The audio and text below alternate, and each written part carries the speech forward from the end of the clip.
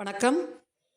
இந்த வெயில் காலத்தில் க்ரோ பேக்லேயோ அல்லது தொட்டிகள்லேயோ வைக்கும் பொழுது செடி ஹீட் ஆகிடும்னு நாங்கள் தொட்டி கட்டிட்டோங்க. இதை நான் பல வீடியோக்களில் சென்ற வாரம் போட்டிருந்தேன்.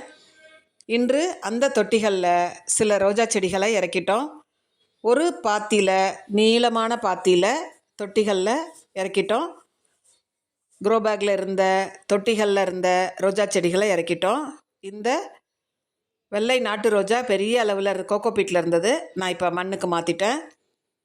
இந்த பலூன் ரோஸ்னு சொல்லக்கூடிய சென்டிமெண்டல் ரோஸும் பெரிய பேக்கில் இருந்தது, அதாவது ட்ரீ ரோஸாக இருந்தது. இப்போ பாருங்கள், இது ட்ரீ ரோஸ். நீங்கள் பால்கனியில் நான் காமிச்சிருப்பேன்.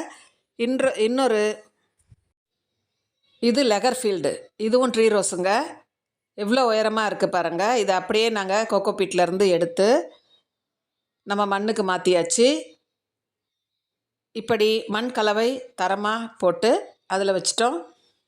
இப்போ நம்ம பெரிய தொட்டியில் வச்சிட்டோம். அதனால் இனி தானாக வளர்ந்து வந்துடும். ட்ரிம் பண்ணி விட்டு நாம் பாதுகாத்துக்க வேண்டியது தான்.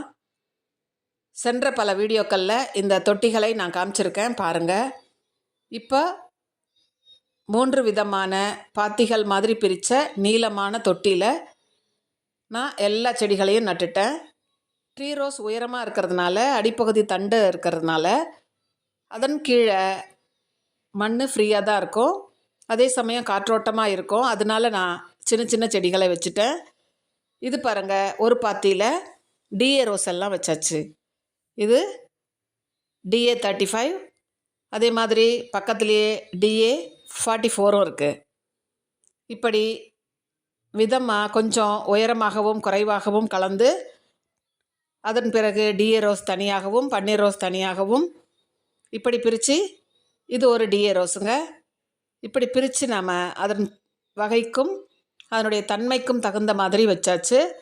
இது DA 44. இப்படி ஒவ்வொரு விதமாக பிரித்து நாங்கள் வச்சுருக்கோம். இது நல்லா வளர்ந்து வரட்டும். நிறைய மண் கொள்ளளவு உள்ள தொட்டி, அதுலேயே நாங்கள் எல்லாத்தையும் வச்சிட்டோம். இன்னும் ஒரு நீளமான பாத்தி இருக்குது.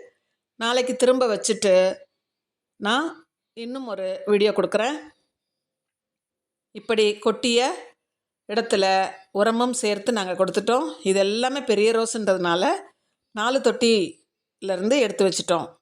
மற்றவை சின்னதாக இருக்கிற இடத்துல ஒரு புதிய செடிகளையும் நாங்கள் கலந்து வச்சிட்டோம். இப்போ பாருங்கள், இங்கே 7 டே ரோஸ் இருக்குது. தேங்க்யூ ஃபார் வாட்சிங்.